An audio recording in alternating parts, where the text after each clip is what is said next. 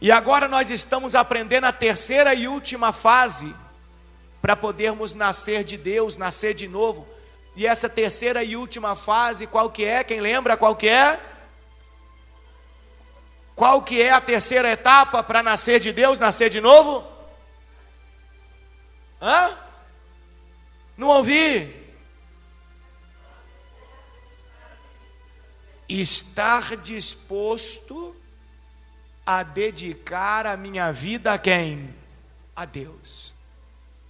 Não tem como nascer de novo, nascer de Deus, se eu não quero, se eu não estou disposto a dedicar a minha vida a quem? A Deus. É impossível. Não tem como. Abra a sua Bíblia, por favor, em Efésios. Efésios capítulo 4, versículo 22. Você vai entender aqui na palavra, na Bíblia, aquilo que Deus quer nos ensinar hoje, muito forte. Seu coração está aberto? Tem que estar aberto. Se estiver fechado, vai ser igual uma... Como é que é o nome daquela máquina de quebrar pedra? Aquela que você segura nela assim, ó, tipo um martelete. É martelete que chama? Martelete? Vai ser igual um martelete no cimento usinado. Já bateu martelete no cimento usinado? Meu Deus do céu. É quase 2 dias para você fazer um buraquinho de 10 centímetros. Tem gente que o coração dela está tão duro que é assim. Para entrar a palavra de Deus é difícil, mas se o seu coração estiver aberto, essa palavra vai entrar e vai levar grande salvação para a sua alma. E vai fazer de você aquilo que Jesus falou: a luz do mundo, o sal na terra. Amém? Efésios 4, 22. Então hoje nós estamos continuando a aprender que para nascer de Deus, para nascer de novo, eu tenho que estar disposto a dedicar a minha vida a quem? A Deus. Olha o que diz o texto sagrado. Está na sua Bíblia, também está no televisor. Olha o que diz: livrem-se de sua antiga natureza e de seu velho modo de quê, pessoal? E de seu velho modo de quê, pessoal? Então, peraí, livrem-se. Se a Bíblia está dizendo que eu devo me livrar de algo, quer dizer que Deus não vai tirar de mim. Deus não vai tirar de você. Você já viu que tem pessoas que falam assim: eu estou esperando Deus tirar aquilo de mim, eu peço tanto para Ele tirar e Ele não tira? Ele não vai tirar, sabe por quê? Porque Ele deu a você a oportunidade de escolher o que você quiser. Se você quiser ficar com algo, você fica.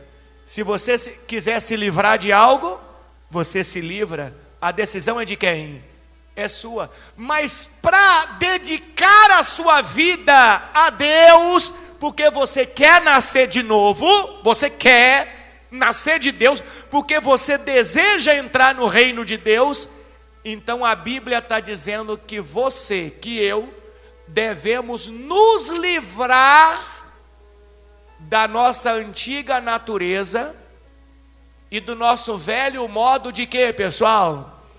Do nosso velho modo de quê? De viver, corrompido pelos desejos impuros e pelo engano. Agora olha o versículo 23.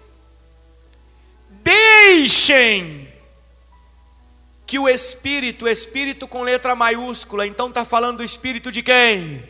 De Deus, renove seus pensamentos e o quê? E atitudes. Para comigo aqui. Então, quando eu me livro da minha velha natureza, porque eu quero agora dedicar minha vida a quem? A Deus. E eu convido o Espírito Santo para habitar em meu coração, eu deixo Deus entrar, então Deus começa a renovar os meus pensamentos e as minhas atitudes. minha maneira de pensar já não vai ser a mesma. Não pode ser a mesma. Minhas atitudes não podem ser a mesma, porque agora eu decidi dedicar a minha vida a quem? É igual um casamento. Eu dei esse exemplo aqui hoje. Vou te fazer uma pergunta. Pelo menos na teoria, tá? Porque na prática hoje o negócio virou uma bagunça, um balaio de gato que ninguém mais sabe nada. Mas na teoria, a maneira de pensar de um solteiro, uma pessoa solteira, é a mesma maneira de pensar de uma pessoa casada?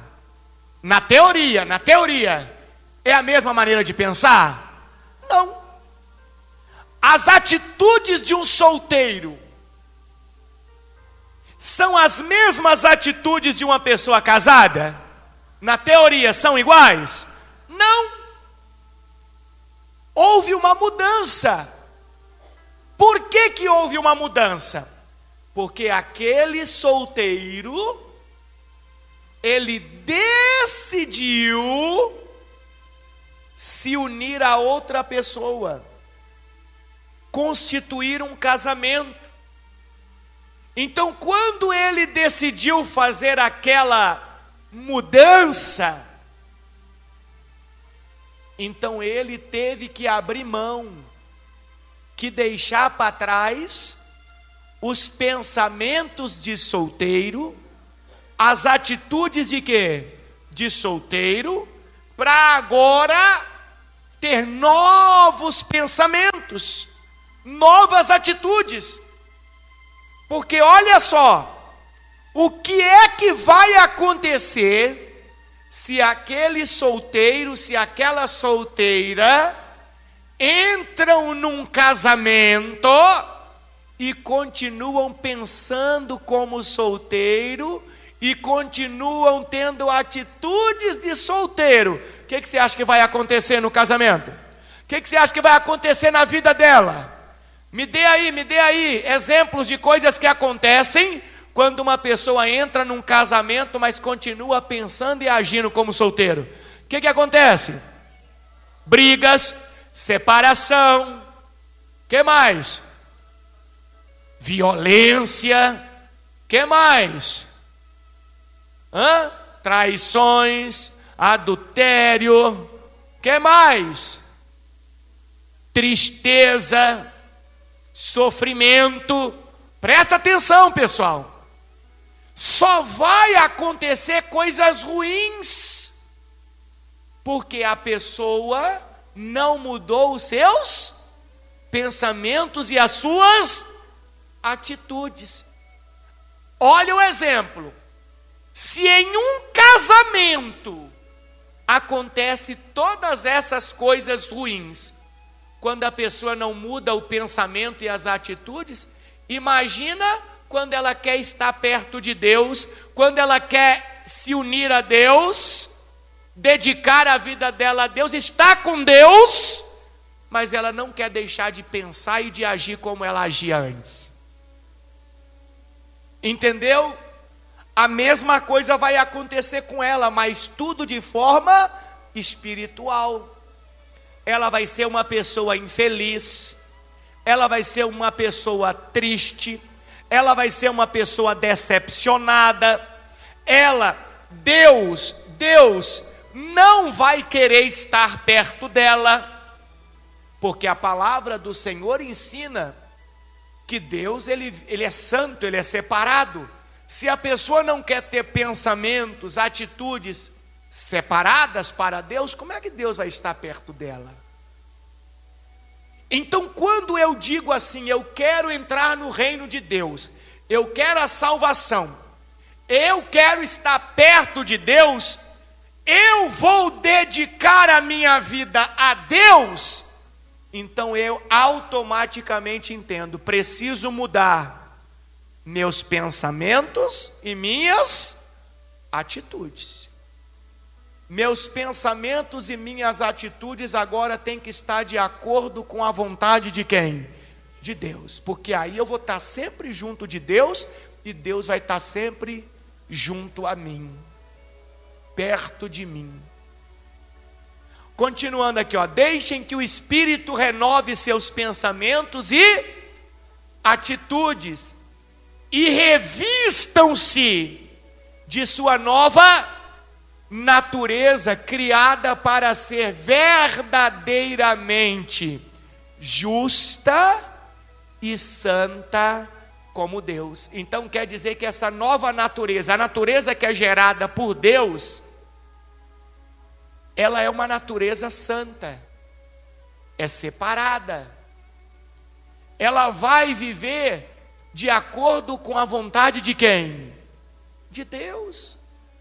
Só que hoje as pessoas têm olhado para a igreja, têm vindo para a igreja, têm dito que são evangélicas ou cristãs, mas elas não têm esse pensamento, essas atitudes separadas de acordo com a vontade de Deus.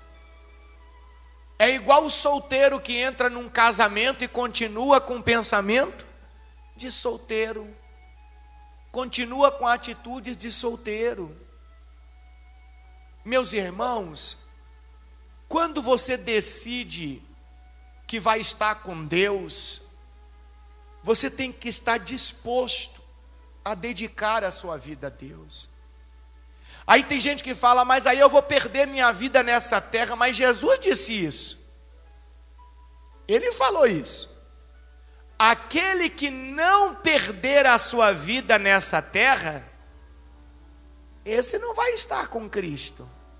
Jesus disse, aquele que quer ganhar a sua vida nessa terra, ele vai perder a sua vida eterna.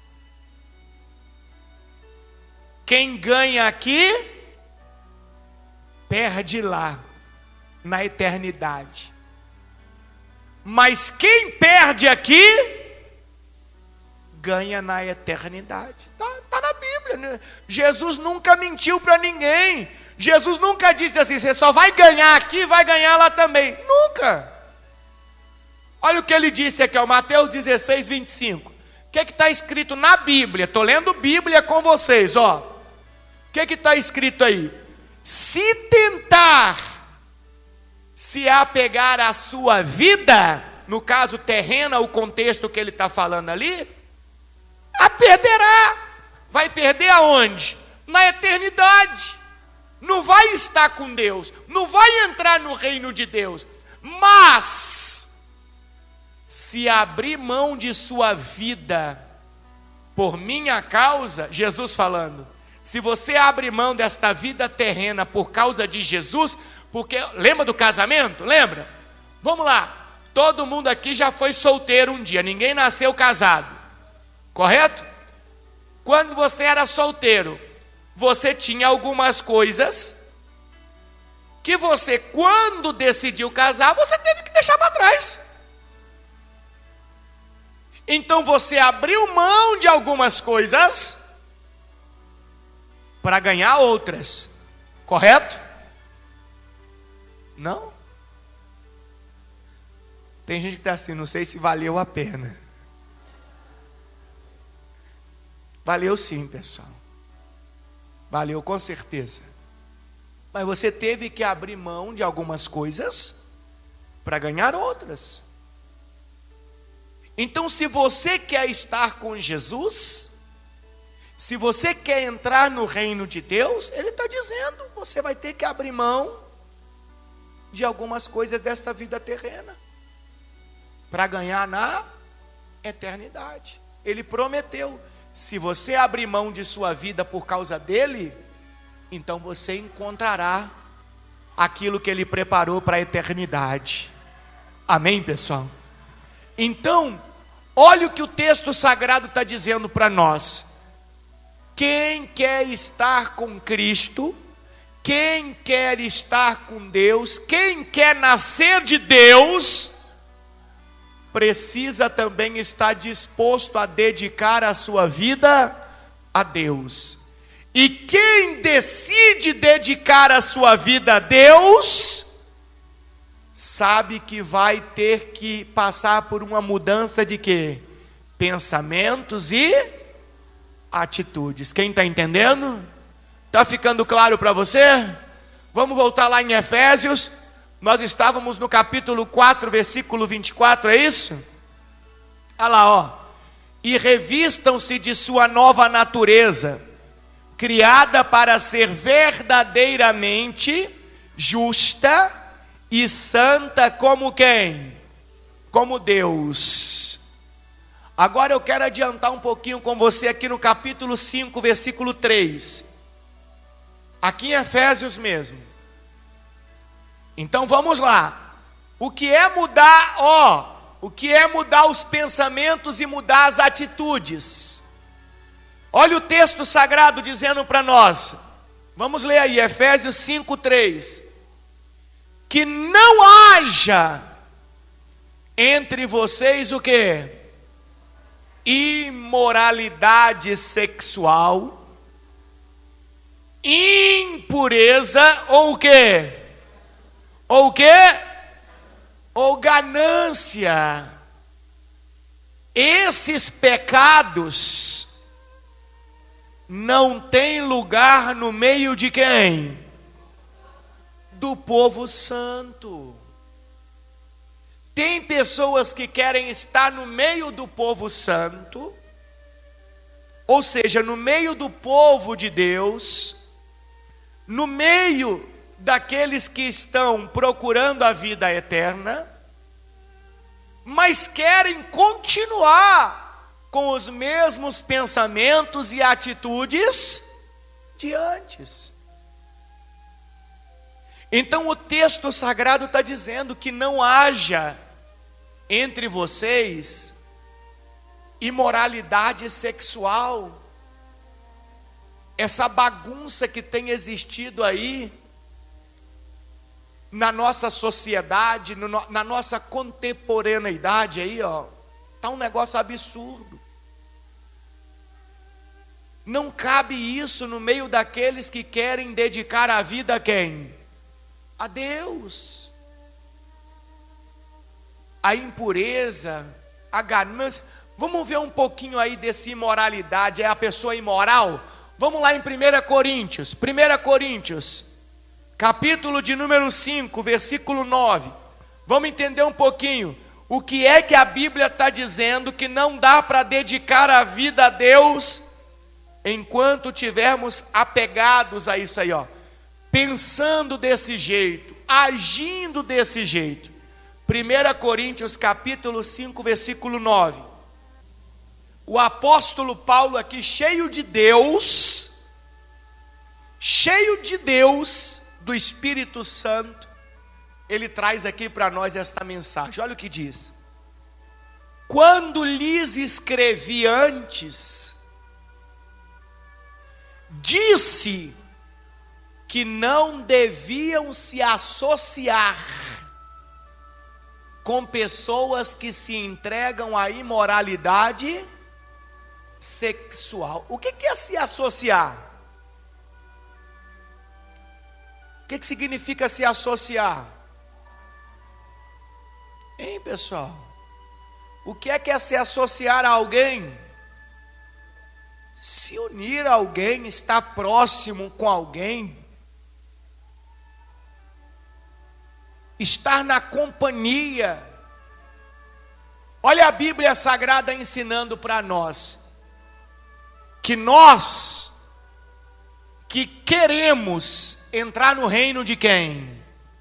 Entrar no reino de quem? De Deus. Queremos a vida eterna. Não deveríamos nos associar com pessoas que os pensamentos delas e as atitudes delas são imorais. O que eu estou fazendo no meio daquelas pessoas? Se a minha posição é reprovar aquilo, porque aquilo não agrada a quem? A Deus. O que eu estou fazendo em contato com elas? Me contaminando? participando daquele tipo de conversa, daquele tipo de atitudes. Aí alguém vai dizer: ah, mas é meu amigo, eu não vou me desfazer do meu amigo. Meus irmãos, algumas atitudes e pensamentos de pessoas que estão à nossa volta são totalmente reprovadas por Deus. E se eu escolher agradar o meu amigo, inevitavelmente eu vou estar escolhendo desagradar a Deus. Agora a pergunta é: quem é mais importante para mim? Meu amigo ou Deus? Nas horas de aflição, de desespero, nas horas mais difíceis, quem é que sempre me estende a mão? Quem é que nunca me abandona? É meu amigo ou é Deus? A escolha vai ser minha. Mas olha o texto sagrado nos ensinando. Quando lhes escrevi antes, disse que não deviam se associar com pessoas que se entregam à imoralidade sexual. Com isso, porém, olha que forte agora, olha que forte. Não me referia a descrentes que vivem em imoralidade sexual, ou são avarentos, ou exploram os outros, ou adoram ídolos. Vocês teriam de sair deste mundo para evitar pessoas desse tipo. Então o apóstolo Paulo vai fazer aqui um apontamento. Ele vai dizer assim, ó: inevitavelmente neste mundo, alguém perto de você sempre vai ter um pensamento imoral ou uma atitude o quê? Imoral. Por mais que você tente o quê? Se afastar, sempre vai o quê? Acontecer, porque esse mundo aí as pessoas não querem nenhum tipo de compromisso com quem? Com Deus. Você teria que deixar de existir nesse mundo para estar totalmente longe disso. Mas ele vai bater numa tecla aqui fortíssima. Ele vai dizer assim: olha, o que acontece nesse mundo aí, lógico, você vai evitar sair fora, mas inevitavelmente você vai conviver, às vezes dentro de um ônibus, dentro de um metrô, você vai ser obrigado a conviver com uma imoralidade, uma coisa imoral. Às vezes na porta da sua casa, e por aí vai. Você deve fugir, mas inevitavelmente coisas assim vão acontecer perto de você. Mas olha o que Paulo diz no versículo 11. O que eu queria dizer era que vocês não devem se associar a alguém que afirma ser o quê? Afirma ser o quê? Irmão. Quem é que afirma ser irmão? Quem? O crente, o evangélico, o cristão, não é isso? Não importa a denominação, se é a mesma congregação ou se é outras. Olha Paulo dizendo: o que eu queria dizer é que vocês não devem se associar a alguém que afirma ser irmão, mas vive em quê, pessoal? Em imoralidade sexual, ou é o quê? Avarento, ou adora o quê? Ídolos, ou insulta as pessoas, ou é o quê? Bêbado, ou explora os outros. Nem ao menos comam com gente assim. Então Deus está dizendo que infelizmente no meio daqueles que se dizem o quê? Irmãos, existem muitas pessoas que continuam tendo os mesmos pensamentos e as mesmas atitudes que ela tinha antes de conhecer a palavra de quem? De Deus. Ela está no meio dos irmãos, mas ela continua sendo a mesma criatura. Não houve uma mudança de quê? De pensamentos e atitudes. Aí, Paulo traz um finalzinho lá, que para aquela época, para aquele contexto cultural, nós poderíamos traduzir assim hoje, ó, ei, com esse tipo de gente você não deveria nem tomar um café. Porque na cultura do Oriente Médio, você sentar com alguém para comer, significa você estar dando valor àquela pessoa, dando atenção àquela pessoa, na cultura deles. Na nossa cultura, quando você fala, fulano, vamos tomar um café comigo?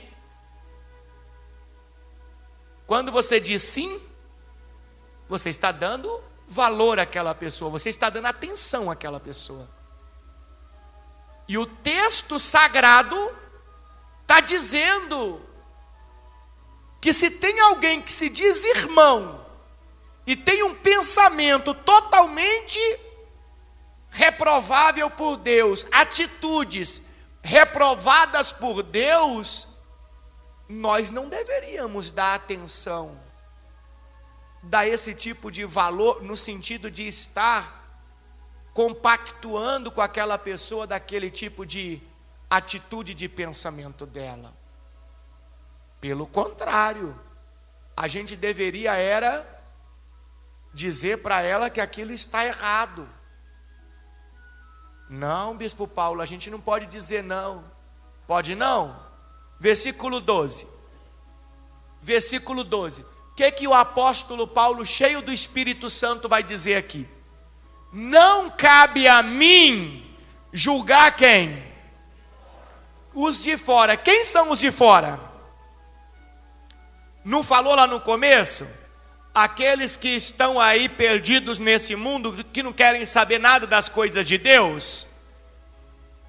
Cabe a mim ficar julgando quem está do outro lado da rua? Não. São os de fora.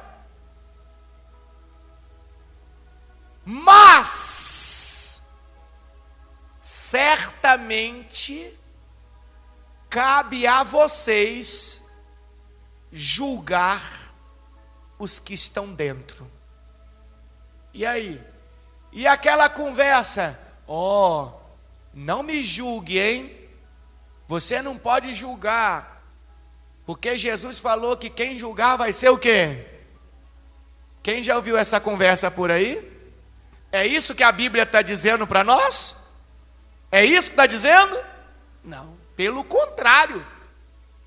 A Bíblia está dizendo, esse daqui, ó, se diz meu irmão, não importa se é da mesma congregação ou de outra congregação. Ele se diz um irmão em Cristo, ele diz que quer andar com quem? Com Deus e que carrega a Bíblia e por aí vai. Se eu vejo ele em um tipo de pensamento ou de atitude que não convém com essa nova natureza que é necessária para que a pessoa possa entrar no reino de Deus, a palavra do Senhor está dizendo que eu devo fazer o quê? Julgar ele. E o que é julgar? Ô meu irmão, venha cá, você é de Deus, não é? Você quer seguir a Jesus, não quer? Mas esse pensamento seu aí, ó, olha aqui na palavra. Olha o que a palavra de Deus está dizendo a respeito desse tipo de pensamento que você está tendo aí. Olha o que a palavra de Deus está dizendo a respeito desse tipo de atitude que você está tendo aí. Olha isso aqui. Aí alguém vai dizer para mim, mas Bispo Paulo, eu vou perder a amizade. Pode até ser que você perca a amizade com uma pessoa, mas você vai estar seguindo os ensinamentos de quem? E eu vou lhe dizer uma coisa. Quando eu chego para um irmão e eu, nesse contexto aqui, eu julgo ele, eu estou ajudando. Como ajudando? Pronto. Quem aqui é mãe ou é pai já? Levante a mão, por favor. Glória a Deus. Que Deus abençoe a sua casa. Imagina seu filho pequeno começou a ir para a escola, 8 aninhos, sei lá, 7 anos, e ele me chega em casa um dia com uma canetinha nova. E você olha para aquela canetinha e você sabe que você não comprou aquela canetinha para ele. E você vê que ele está com uma canetinha diferente e você não fala nada. Não vou falar nada porque senão meu filhinho vai ficar triste, chateado. Você acha que você está ajudando o seu filho? Você não fala da hoje, meu irmão. Daqui a pouco ele está chegando com um carro na garagem. Daqui a pouco está passando na televisão, procurado.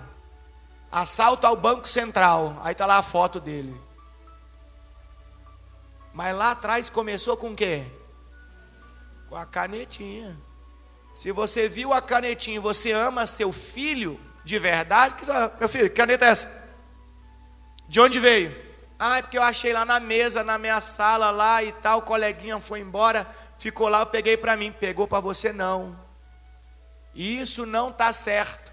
Você vai pegar, você vai levar, você vai dizer para o coleguinha que ele esqueceu e que você pegou, mas que você está o quê?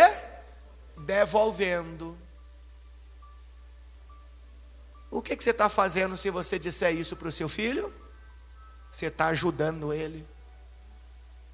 Você está orientando ele naquilo que é certo. Então, quando eu vejo meu irmão, alguém que diz que é irmão, com um pensamento, olha, um pensamento, uma atitude totalmente fora daquilo que é uma natureza de Deus, daquilo que é agradável a Deus, e eu falo com ele que aquilo não é bom, eu não estou prejudicando ele, eu estou ajudando ele. Agora, se ele está com o coração fechado e não vai aceitar, aí é outra história. Mas se ele está com o coração aberto e ele aceita, então a misericórdia de Deus alcança ele. Eu estou ajudando meu irmão a ir para o céu, a nascer de Deus, a ser uma nova criatura. E isso vale para mim também. Isso vale para mim também. Se eu estiver tendo um pensamento ou uma atitude que não convém com os ensinamentos de Deus, é dever seu chegar para mim e me orientar e me julgar e me mostrar na palavra.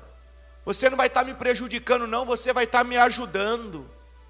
Não quer dizer que porque eu tenho um título de pastor, eu seja melhor ou eu saiba mais do que você, não. A Bíblia Sagrada diz que nós somos todos iguais perante a Deus. O título na igreja não faz ninguém melhor do que o outro, pelo contrário, eu aprendi uma coisa biblicamente: quanto mais título uma pessoa recebe na igreja, mais necessidade ela vai ter de aprender, de ouvir, e mais humildade ela precisa ter. Porque quanto mais título, mais ela vai ter que servir os outros. Então aquela pessoa que se torna arrogante, vaidosa, orgulhosa, ela já está lá no segundo passo, que ela não foi aprovada, não se esvaziou de si mesmo. Então nós temos esse dever, pessoal. Gente, o que eu quero deixar para vocês aqui nessa noite, que não vai dar tempo da gente terminar tudo não. Domingo que vem nós vamos nos mergulhar aqui, que vocês vão ver que maravilha. Mas o que eu quero que você leva para casa nesta noite é: não tem como dedicar a sua vida a Deus se você não estiver disposto a mudar seus pensamentos e as suas atitudes. É impossível. Veja que hoje virou modinha ser evangélico, ser crente. Modinha. Todo mundo hoje, cantor, jogador de futebol, todo mundo hoje é evangélico. Mas observe que os pensamentos e as atitudes não mudaram, continuam as mesmas. Só que presta atenção que interessante, Você quase não vê ninguém chegando para essas pessoas e fazendo isso aqui que a Bíblia está dizendo, ó. Dizendo para eles que eles estão errados. O pastor deles não diz para eles que eles estão errados.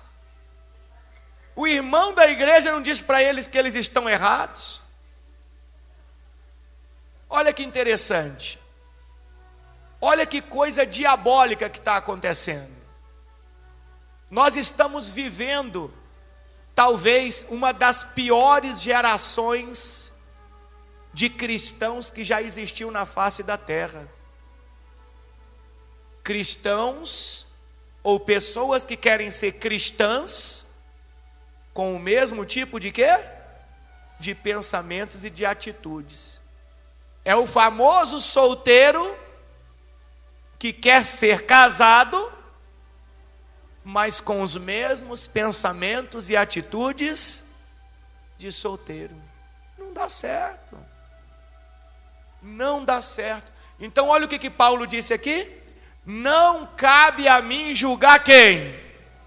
Os de fora. Mas certamente cabe a vocês julgar os que estão aonde? Dentro. Deus julgará quem? Os de fora. Portanto, eliminem o mal do meio de vocês. Então quer dizer que lá fora quem resolve é quem? E dentro da congregação, quem que deve resolver? A igreja. Olha que interessante isso. É como se Deus estivesse dizendo para nós assim, ó: eu entrego para vocês a função, a missão de ajudar os seus irmãos a chegarem até o meu reino. Lá fora julga Deus, aqui dentro é missão nossa. É mais ou menos igual a nossa casa. Vamos voltar às crianças. Tem gente que acha que a escola é o lugar de educar o filho. Quem disse para você? Que pensamento errado é esse? Escola é lugar de ensinar seu filho a ler, escrever e fazer conta. A educação é dentro da sua casa. Não vamos inverter os valores não, pessoal. Nós, como irmãos em Cristo, temos esta missão de ajudar os nossos irmãos. Mas lembra daquela parte que nós aprendemos? Fazer isso em tem uma palavrinha que nós aprendemos, que era suportar os irmãos em amor. Eu vou exortar o meu irmão, eu vou ensinar para ele, mas em amor. Não vai chegar o seu estúpido. Não é assim. Eu vou chegar ao meu irmão, vem cá. Você é de Deus, não é? Crê na palavra, não crê? Então vem cá, vamos abrir a Bíblia junto aqui. Abrir, mostrar para ele e dizer, olha só, o que Deus está ensinando para nós. Então, esse determinado tipo de pensamento, de atitude que você vem tendo, olha, isso não agrada a Deus. E eu estou aqui para orar por você, junto com você, te ajudar. Vamos aprender a palavra juntos? O que você está precisando? De uma orientação? Vamos caminhar juntos. Quer conversar com o pastor? Vou falar com ele para a gente marcar um dia e tal. Vamos aprender juntos. Vamos seguir a Jesus. Vamos ter como objetivo entrar no reino de quem? E isso é o papel da igreja. Então, voltando em Efésios. Voltando lá em Efésios, nós estávamos no versículo de número 3, não é isso? Capítulo 5, versículo 3. Então falou que não haja entre vocês o quê? Imoralidade sexual e o que mais? Você sabe o que é essa impureza aqui? Isso aqui é fantástico. Isso aqui é extraordinário quando você entende. Quando você pega lá no Antigo Testamento,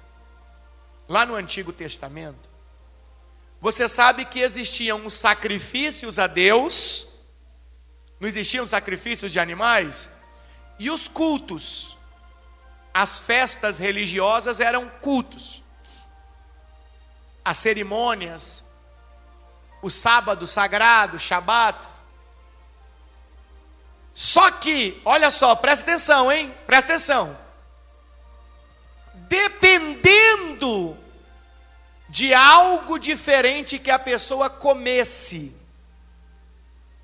ou algum tipo de objeto ou de situação que a pessoa tocasse, aí ela ficava impura. E aquela impureza, dependendo da situação, podia ser 2 dias, 4 dias, 7 dias, ou até mais. E naquele período da impureza, ela não podia participar de nenhum culto a Deus. Não podia. Ela não podia participar de nenhuma celebração a Deus. Porque se ela estava impura, corria o risco dela ser consumida pela pureza de Deus. Lembra de quando o povo estava no pé do Monte Sinai, e o povo queria ouvir a voz de Deus, e aí Deus disse para Moisés repassar a informação que era para o povo fazer o que? Se purificar. Se purificar. Aí Moisés passa a informação, e depois de 3 dias, se abstendo de coisas que deixavam essas pessoas impuras, aí elas chegam no pé do Monte Sinai e Deus vai se manifestar e Deus vai falar. Quem lembra dessa história, dessa mensagem? Está lá em Êxodo. Depois vocês têm que ler em casa, pessoal. Só que quando Deus começa a falar, começa a se manifestar, o que acontece ali na presença daquelas pessoas? O que elas ouvem? Quem lembra aí? O que elas ouvem? Trovões, elas veem relâmpagos, um barulho ensurdecedor, uma coisa louca. Por quê? A pergunta é, tá fácil agora. Por que eles não conseguiram ouvir a voz de Deus como Moisés estava ouvindo? Porque existia impureza no meio deles. Entenderam? Se todo mundo realmente estivesse o quê? Purificado, se purificado, então eles poderiam ouvir a voz de quem? De Deus. Eles poderiam participar daquele culto a quem? A Deus. Depois você vai ler em casa lá, ó. Está lá em Êxodo capítulo 19. Leiam tudo em casa, leiam para vocês entenderem. Êxodo capítulo 19. Então, como existia impureza, eles iriam ser consumidos pela santidade de Deus. Tanto é que eles gritam para Moisés e dizem o que? Moisés, peça para Deus não falar conosco, você fala com a gente, e o que Deus te disser, nós vamos acreditar. Olha que interessante, presta atenção que interessante. Eles preferiam ter Moisés como um intermediador do que se limpar de toda a impureza daquilo que não agradava a quem? A Deus, para eles terem um contato direto com Deus. Olha que coisa. Olha como é que é a cabeça do ser humano. Trazendo para nós hoje, existem coisas, situações, que também nos deixam impuros diante de Deus. E quando estamos impuros diante de Deus, cria-se uma barreira entre nós e Deus. Já viu quando tem gente que fala assim? Parece que a minha oração bate no teto e volta. Parece que nunca chega em Deus. Talvez não parece. Talvez esteja acontecendo isso. Porque talvez foi criado uma barreira. Aí você diz, mas por que foi criada a barreira? Por que Deus permitiu? Para que você não fosse consumido. Como é que Deus é bom? Para que eu não fosse consumido. Porque se eu estou diante de Deus na impureza, sem essa barreira, o que você acha que iria acontecer? Deus é santo. Bispo Paulo, mas o que é que pode criar essa impureza em mim, por exemplo? Algo simples que quase todo mundo hoje carrega. Mágoa. É um dos exemplos.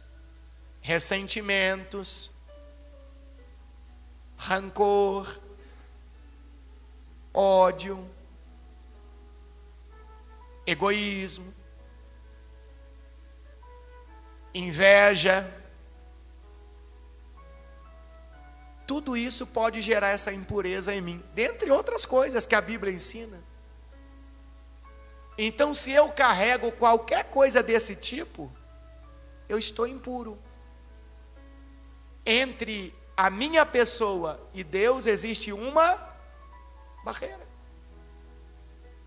Existe uma barreira. E a palavra de Deus está ensinando para nós que não deveria existir em nós impureza, justamente para que não houvesse essa barreira.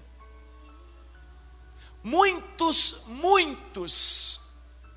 são aqueles que vão para o local de culto. O local de culto. Aqui hoje é um local de culto.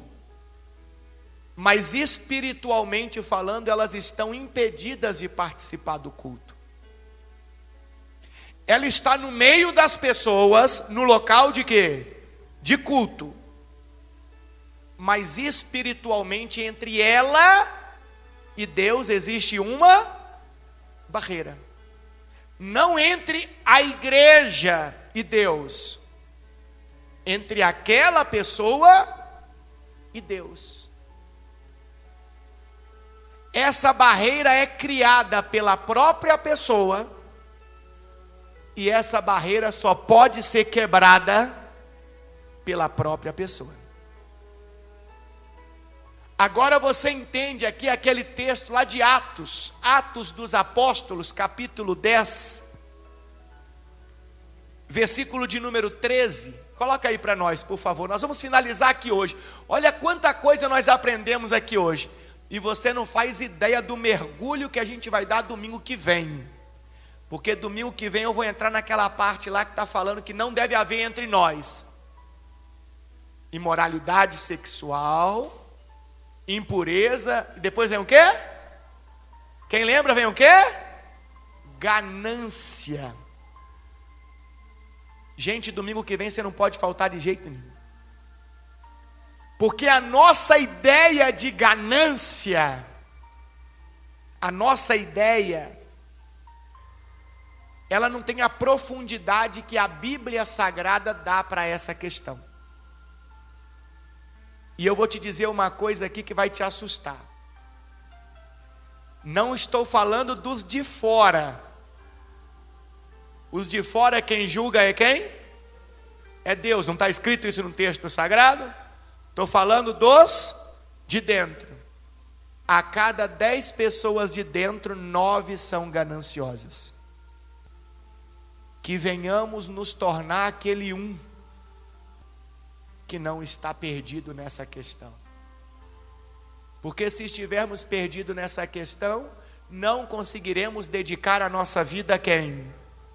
A Deus. Se não dedicarmos a vida a Deus, nasceremos de novo? Não. Se não nascermos de novo, vamos entrar no reino de Deus? Não. Bispo Paulo, mas não tem um outro jeitinho de entrar? Se eu pedir para o santo fulano, irmão, nem o santo fulano, se não nasceu de Deus, nem ele entra. Então como é que ele vai colocar você lá dentro se nem ele tem garantia que vai estar? Mas bispo Paulo, ele já está lá. Quem disse para você que tem alguém lá no céu, pessoal? Ô bispo Paulo, Maria está. Não, Maria não está. Me mostre na Bíblia que Maria já está lá junto de Deus. Não. Eu acredito assim 99,99% que ela vai estar. Porque pelo que eu vejo na Bíblia, uma mulher ímpar. É isso que eu vejo na Bíblia. Uma mulher ímpar. Mas ela ainda não está. Paulo não está. Pedro não está. A Bíblia Sagrada diz que ninguém subiu ao céu senão aquele que de lá desceu. Quem foi o único que desceu do céu para essa terra? Jesus Cristo. Ninguém subiu senão aquele que de lá desceu. Todos os outros estão aguardando o quê? O juízo final, o julgamento de Deus. Eles e nós. Existem indicações bíblicas que eles estão mais perto do reino de Deus do que nós? Claro que sim. Pessoas espetaculares. Olha os ensinamentos aqui bíblicos. Pessoas que realmente demonstram que mudaram o quê? O pensamento e as atitudes. Nós ainda talvez estamos precisando mudar os pensamentos e as atitudes. Então, eu vejo eles na nossa frente. Mas ninguém está lá não me venha com essa não. Não existe um texto bíblico que diz que alguém está lá. Nem o ladrão da cruz. Não me venha também com essa. Mas bispo Paulo, está escrito na Bíblia. Não está.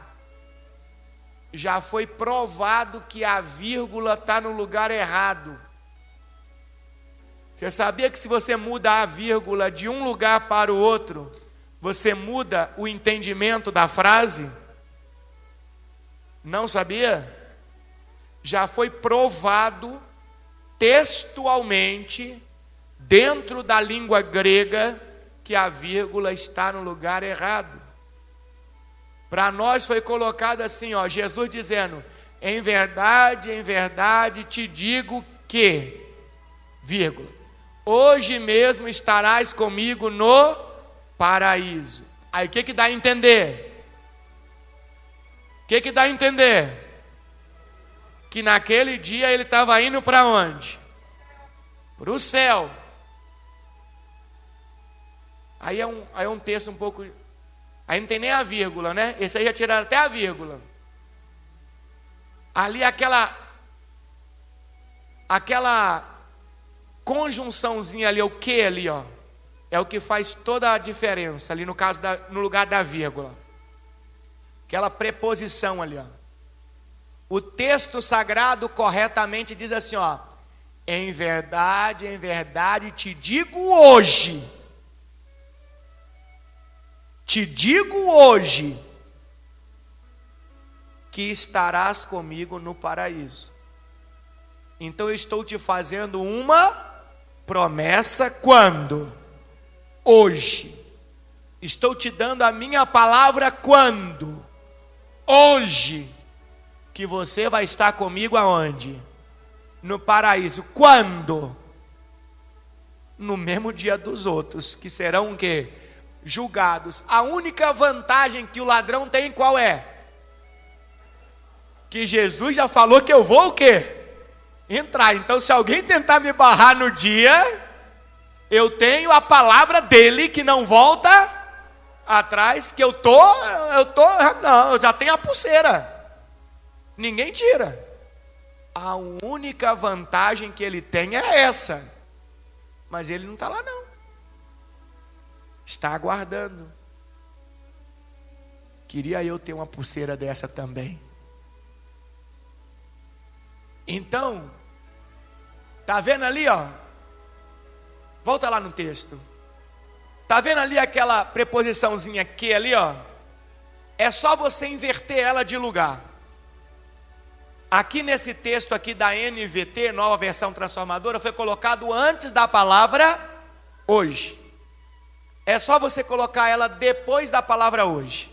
Olha como é que muda tudo. Muda tudo. Você só pega ele e coloca depois da palavra hoje. Muda tudo.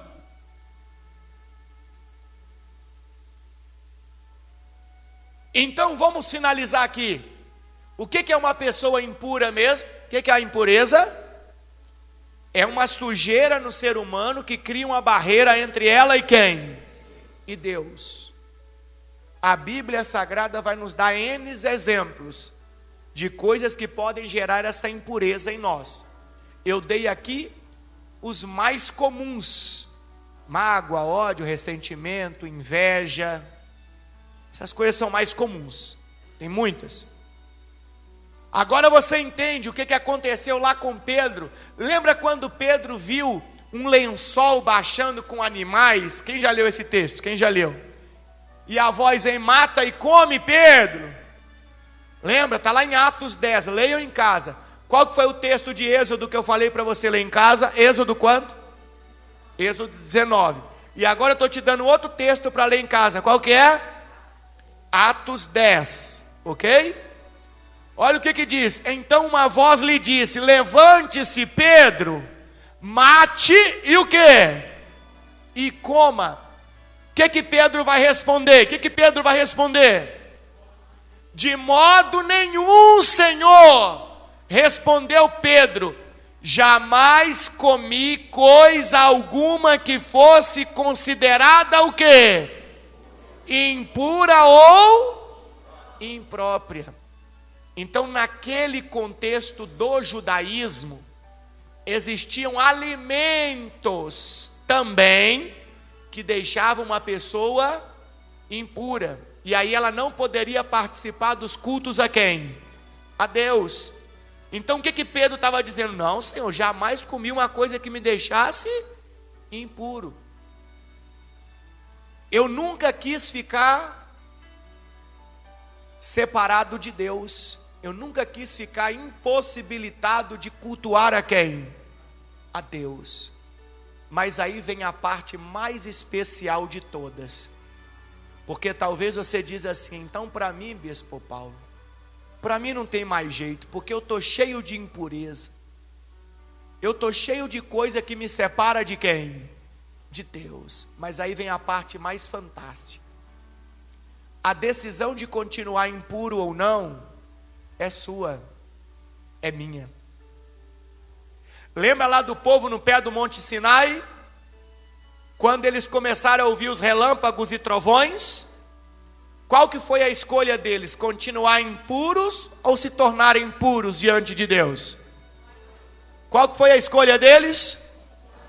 Continuarem impuros. E o que aconteceu com aquele povo lá no deserto? O que aconteceu com eles, quem lembra?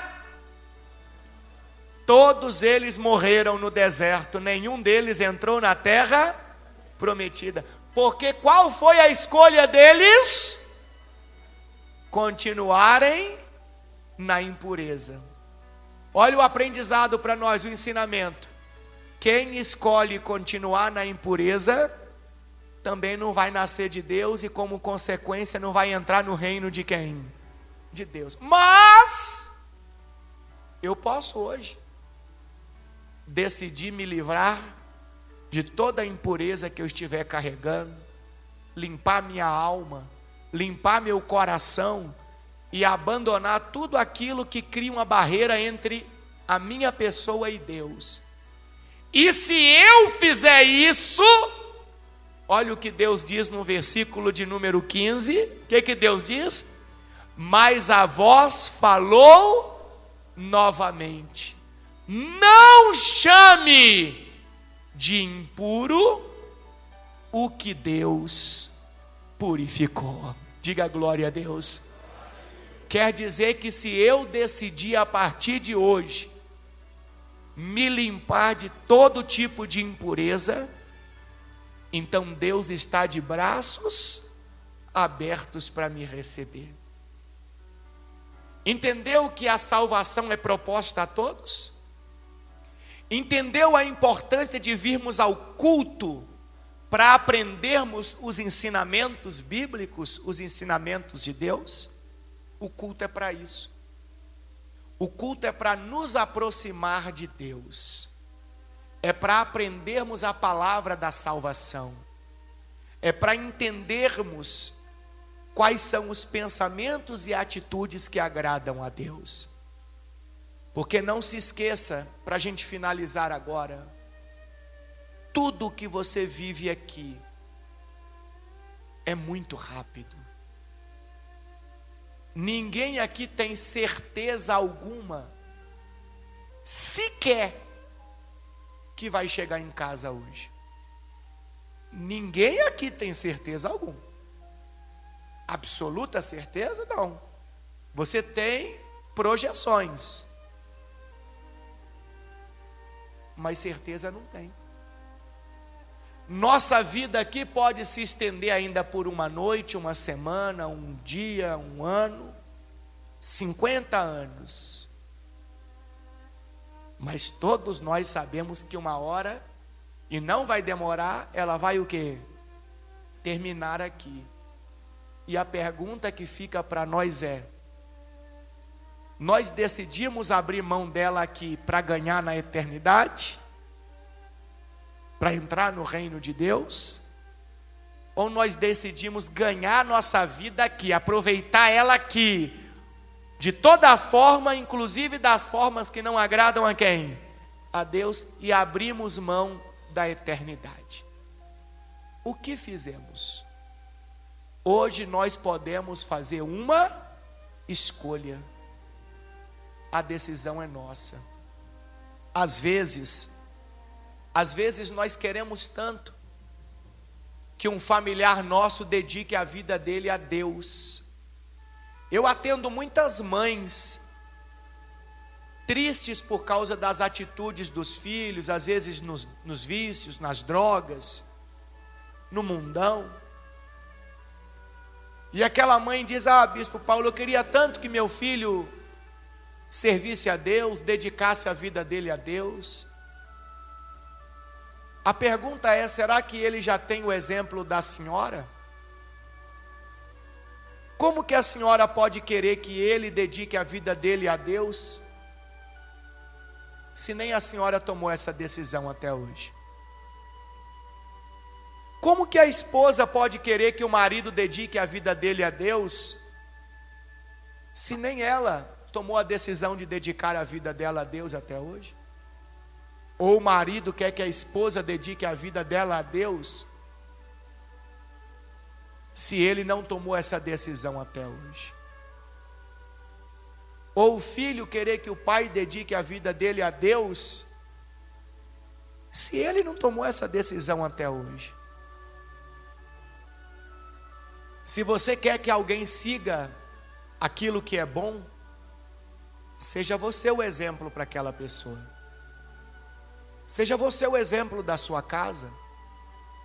Ah, eu não dedico a minha vida a Deus porque a minha esposa não deixa. Isso não existe. Eu duvido que tenha uma esposa neste mundo que não queira ver o marido dela dedicando a vida dele a Deus. Porque é só olhar para os maridos que estão por aí no mundo que não dedicam a vida a Deus. É só olhar para o tipo de pensamento, de atitude que o camarada tem. Mulher nenhuma quer ter aquele tipo de marido. Eu duvido que não tenha uma mãe que não queira ver um filho dedicando a vida dele a Deus. Imagina um camarada perdido na maconha, na droga, na perturbação, e aí ele decide dedicar a vida dele a Deus. Olha que maravilha, transformação. Olha a paz para aquela casa, para aquela família. Gente, tudo começa em nós.